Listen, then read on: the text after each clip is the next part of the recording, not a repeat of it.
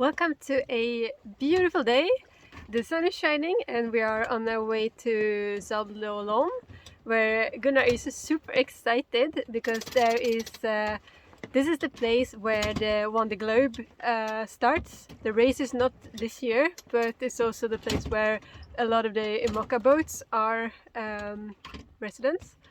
But there is not a lot of wind, so we are flying the Spinnaker at the moment, but we slowed down from about 4 knots to 2.2, and there is no wind exactly where we are, but the other boats around us have wind, so it's a little bit frustrating. We are really happy we're not racing today. This is the type of lack of wind that you don't want when you see everybody else has the wind and you don't. But it's warm and sunny and calm, so we don't mind that much. It looks like we will still be there by 8 or something, so we're gonna hopefully wait it out, and hopefully we got a little bit more wind soon. You can see we have no wind around us, but it's coming a little bit of wind back there. The other boats, they have just passed us by now. They are far up there. They were close to us before.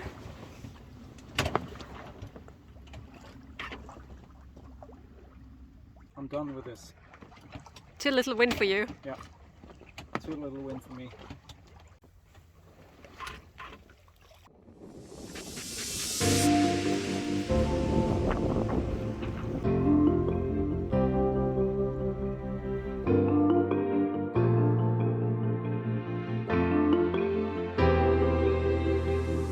Fortunately, the wind came back and we arrived at the busy sailing waters of the Sailboat.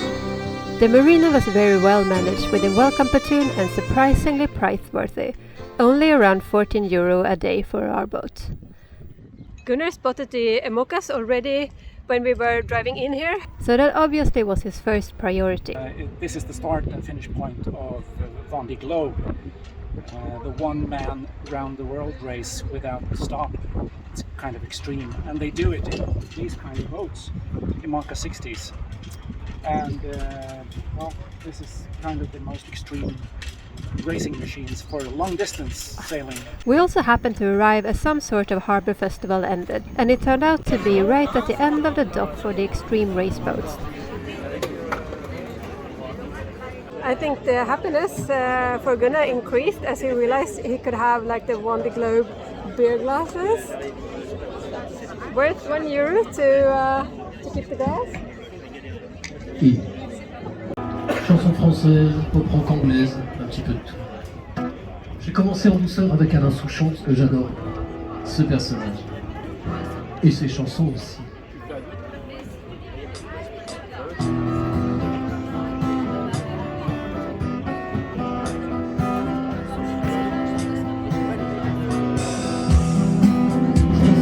So there are more famous boats here? Yeah, there are some Whitbread round the world race boats, and I can say that because they are old, so they were in the Whitbread. And to our surprise, we were allowed to walk on the dock. It collected everything from the old racers to a very modern pogo. It was very interesting to compare and see the development of the hull shapes. And in the end of the dock we could see the big carbon fiber mast.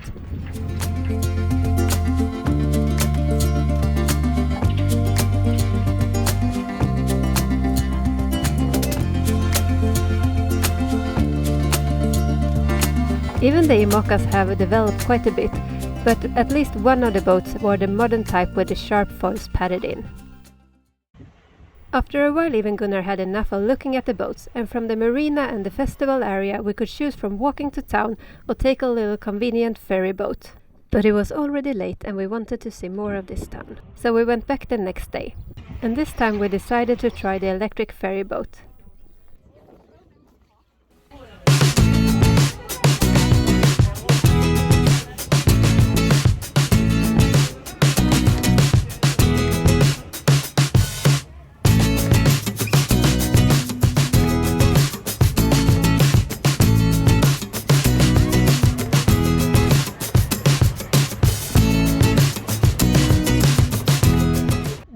be the ultimate sailing destination, and we really enjoy it here. So we have a longer our stay, but now it turns out like the boat owner is coming back, so we have to leave our dock spot. So we have to move the boat just to the other side, from the B dock to the C dock, which is it's not a problem at all, but we will have the sun from the other direction in the cockpit, and the wind angle is going to be the opposite. So we try to stay here as long as possible, but now it's time for us to move.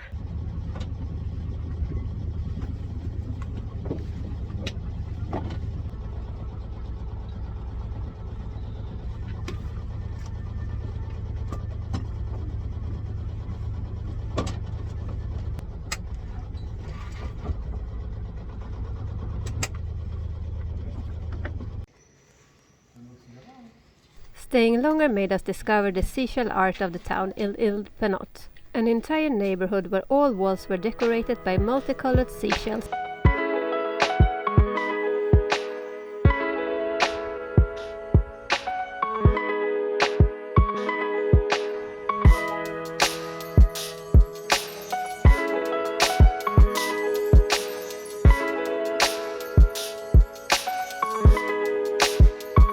This is the first time ever seeing street art made completely out of shells. To begin with there was animals, and then it came a little bit more fantasy style, and now it's boats and stuff like that.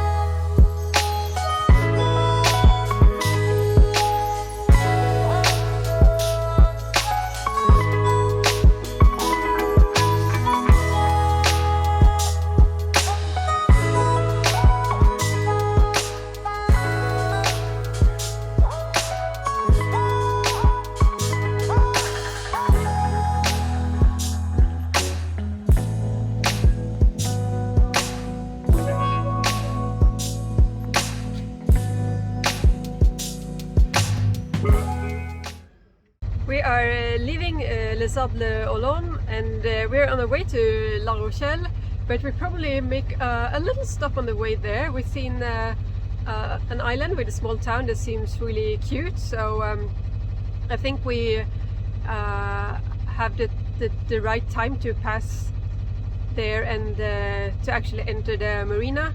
It's the high tide plus and minus about 2 hours, so if we have enough wind we will be there in time to enter. So let's see how the day works out.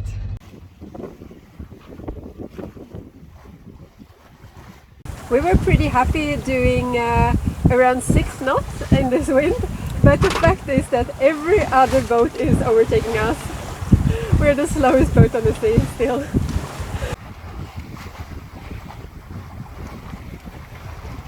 Even if we were clearly the slowest boat on the sea today, we will definitely make it in time to pass into Ile-de-Ré. I think it's the town we actually can see from here.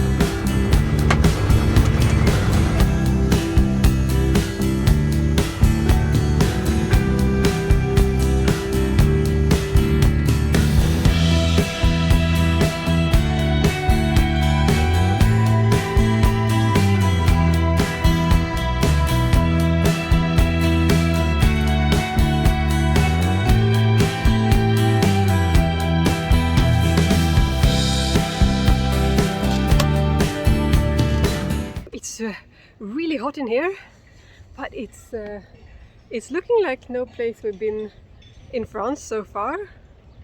It's almost like when we were at the canals, when we found these little marinas along the canal sides, and we got one of the spots the furthest in among the small boats, which is super pretty. I'm gonna go and find the the harbour master and pay, and then I'm super hungry, so we're gonna make some very quick lunch.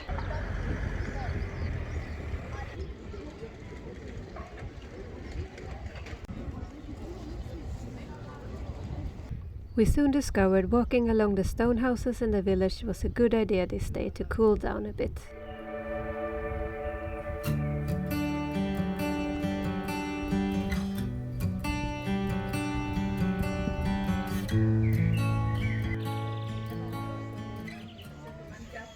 It's definitely the warmest day so far. It feels like the summer is going to be here for real now.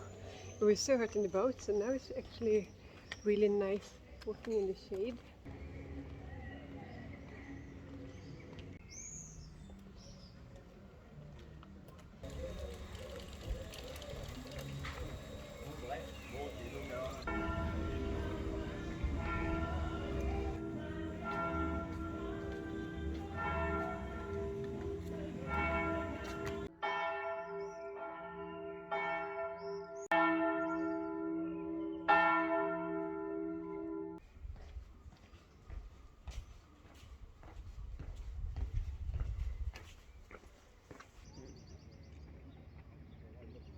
We ended our first day with one of the most spectacular sunsets we've ever seen.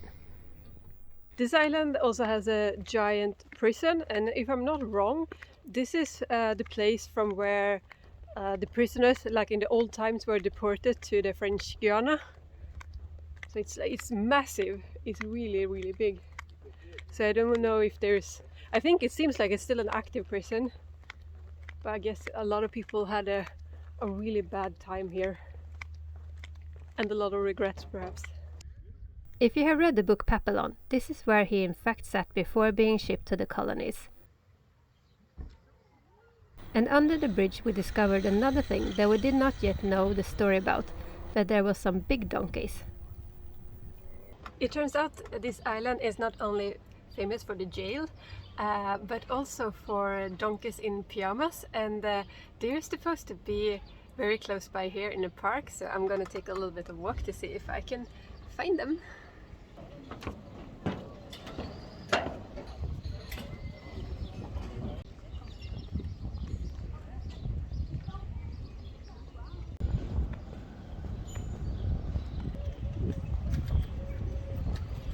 I was at the right place, but this time of the year there was no donkeys here, and I was told they do not even wear the pyjamas now. This was not, as we first thought, something to dress them out, but a way to protect them from mosquitoes. I guess I have to be happy with the donkeys I saw the other day, because now we are preparing to leave. It's about 5 minutes left till the gate will open, and then I think we'll wait about half an hour extra because of the depth outside. So within like 15 minutes we are gonna get ready.